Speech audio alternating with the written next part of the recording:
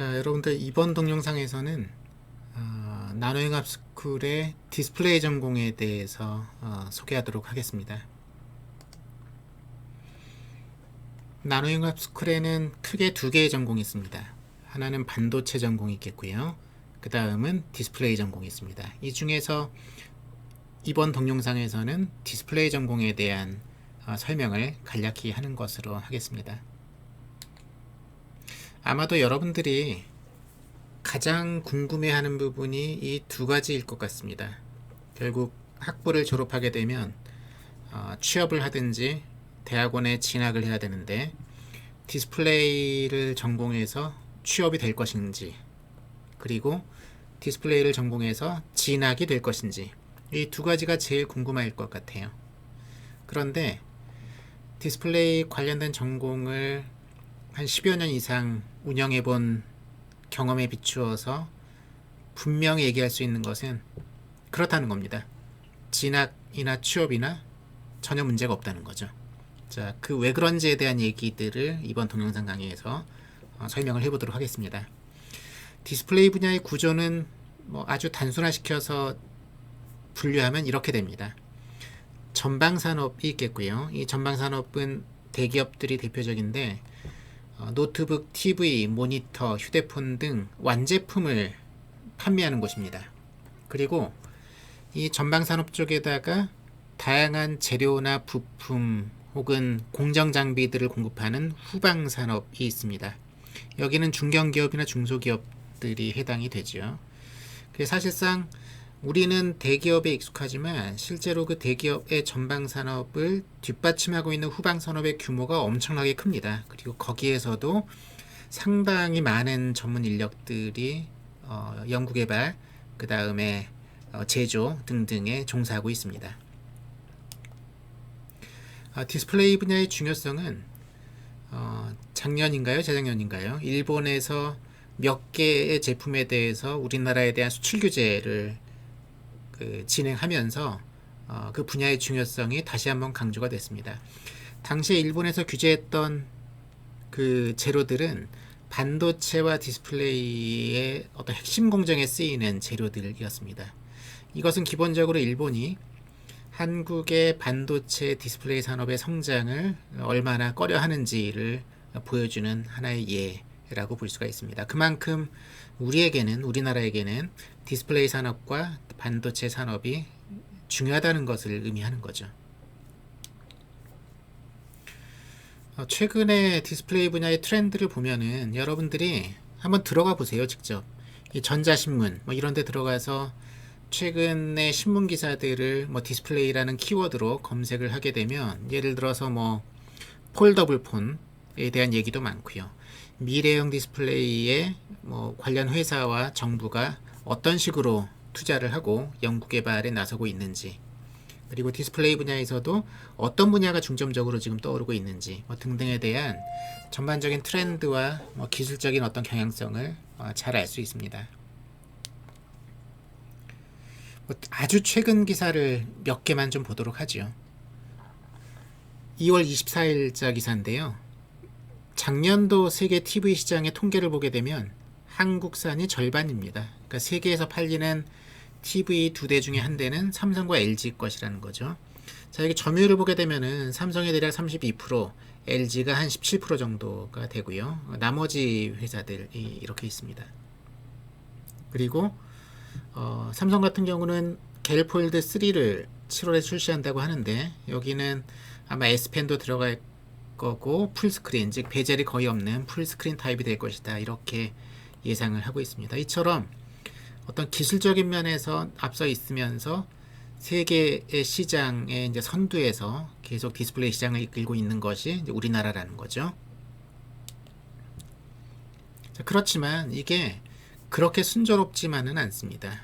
예를 들어서 지금 현재 OLED 같은 경우는 원래는 일본에서 개발을 했는데 이제 한국이 아주 쉽게 따라잡고, 지금은 세계에서 거의 독점까지는 아니지만 거의 그 비슷한 수준으로 세계 시장을 장악하고 있죠. 그래서 한일 사이에 OLED에 대한 특허 전쟁 이런 것들이 지금 한참 그 격화될 조짐을 보이고 있고요. 그 다음에 더 중요한 것은 중국의 추격이 굉장히 매섭습니다. 그래서 삼성의 휴대폰 1위 자리가 위태로운 상황이고요. 애플과 중국의 화웨이가 추격을 하고 있기 때문에 특히 디스플레이 여러 분야 중에서도 LCD 같은 경우는 중국에 의해서 따라잡혀서 한국은 조만간 LCD 패널 시장에서는 철수를 하고 LCD 완제품 시장에 뭐 주력하는 것으로 그렇게 지금 그 상황이 바뀌고 있습니다. 자, 그렇기 때문에 뭐 삼성이나 LG 같은 대기업들은 앞서 있는 기술 분야에서 더 기술 격차를 벌이려는 노력들을 하고 있고요. 그에 따라서 앞서 있는 기술 분야에서 이제 신규 기술 인력들을 채용하려는 그런 움직임들이 활발하게 벌어지고 있습니다.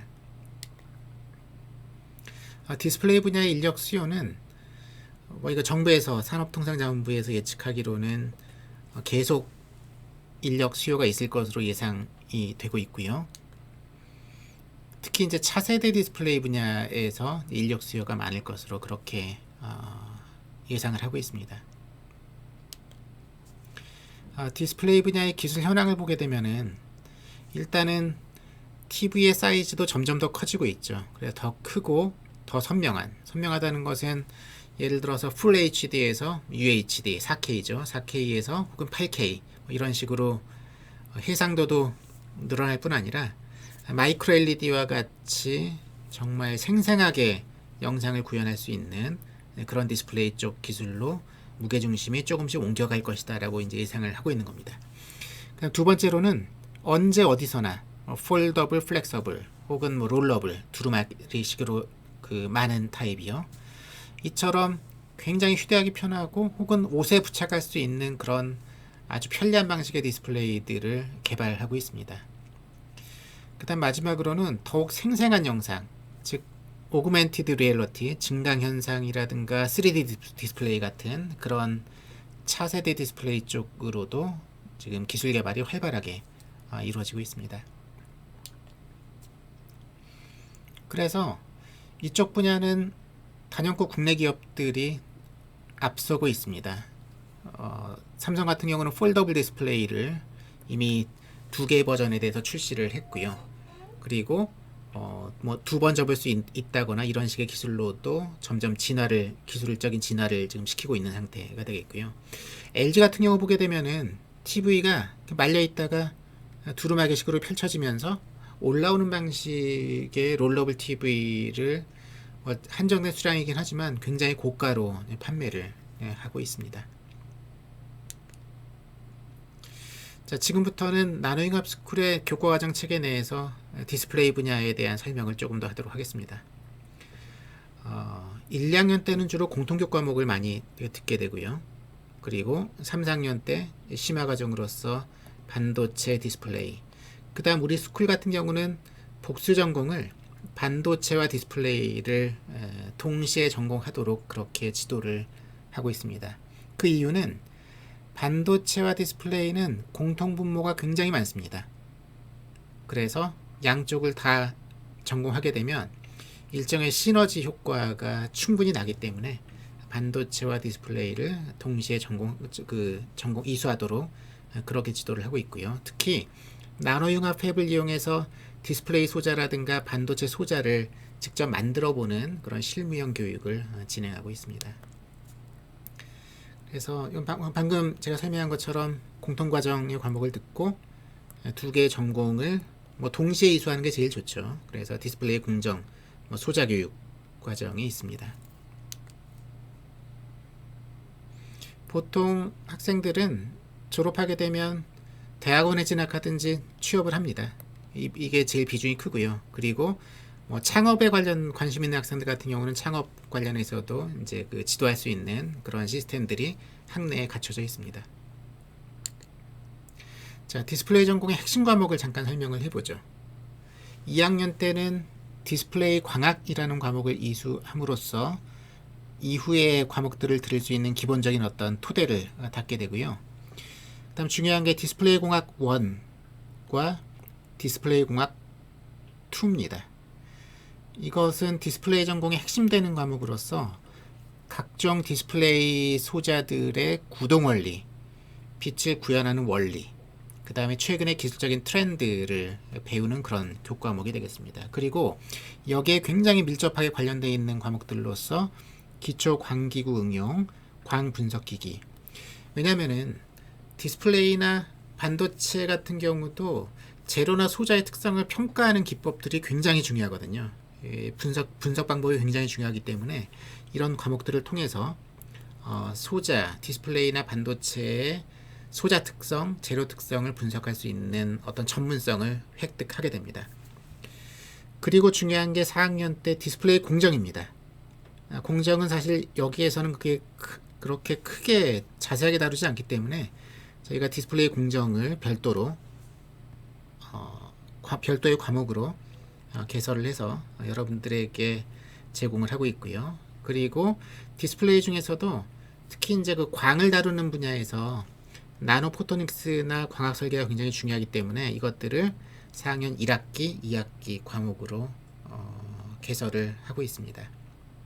그래서 여러분들은 기본적으로 공통 과목을 듣고 여기에 있는 과목들을 같이 학년별로 동시에 듣게 되면 디스플레이 분야 관련해서는 굉장히 높은 전문성을 가지면서 관련 산업계라든가 대학원 쪽으로 진출할 수 있습니다. 국내에서 이 정도로 체계적으로 디스플레이 쪽을 가르치는 대학교가 몇 군데 없습니다. 한림대가 그 독보적인 몇 개의 대학 중에 이제 한 군데 하나라고 볼 수가 있겠습니다. 자, 지금부터는 그 전신임 응용광물리학과까지 포함을 해서 디스플레이 전공생들이 어떤 식으로 사회에 진출했는지, 진학을 했는지에 대한 설명을 잠깐 하도록 하겠습니다. 제가 파악한 통계 수치에는 이쪽 분야를 전공한 그 최근에 한 10년 정도의 학생들의 숫자가 115명 정도가 되고요. 광학 설계 47명, 광원 49명, 분광학 19명. 이 중에서 타 대학원에 진학하거나 현재 대학원에 재학 중인 학생들을 빼면 93명의 학생 중에서 83명이 취업했습니다. 취업률이 대충 90%가 되는 거죠. 대부분이 전공 분야고 정규직으로 취업을 해 있습니다. 이게 중요합니다. 전공 분야에 정규직으로 취업을 했다는 거죠. 나머지 학생들도 뭐 개인 사업 등의 뭐 진로 변경을 하거나 유학 준비를 하거나 하는 등등의 사람들이 있기 때문에 사실상 취업을 하고 싶은데 취업하지 못했던 학생은 뭐 없다라고 봐도 무방합니다. 그리고 대학원 진학 유형을 보게 되면 한림대학교 대학원에 42명, 타 대학교 대학원에 15명, 대학원 진학률이 대략 50% 정도가 됩니다. 취업회사의 업종을 보게 되면 아무래도 디스플레이 패널이나 부품 회사가 제일 많고요. 광학회사, 광원회사 등등으로 많습니다. 그리고 디스플레이를 전공하고 반도체 등 타 분야로 진출한 학생들도 꽤 됩니다. 취업할 당시에는 아무래도 중소기업이 압도적으로 많지만 그 중에서 경력을 쌓고 대기업으로 이렇게 이직을 하는 그런 케이스들도 상대적으로 꽤 여러 명 있습니다. 자, 여기 있는 회사들이 디스플레이 전공을 이수하고 취업했던, 그리고 지금 이제 취업하고 있는 회사들의 목록의 일부분입니다. 굉장히 다양한 회사들로 진출을 했습니다. 자, 여러분들 이런 글도 한번 읽어보시고요. 그 다음에 제가 이거는 다른 데 가서 강연했던 내용들이 유튜브에 올라가 있는데 특히 여러분들이 1부를 통해서 전작의 내용을 좀 복습할 수가 있겠고요. 그 다음 2부를 통해서 이번에 제가 강의할 내용을 약간 맛보기식으로 맛볼 수가 있습니다. 그리고 디스플레이나 광학에 관련된 칼럼들도 여기 좀 많이 들어있기 때문에 이것도 참조를 해서 같이 공부를 하면 되겠습니다. 자, 이상으로 디스플레이 전공에 대한 소개를 마치도록 하겠고요.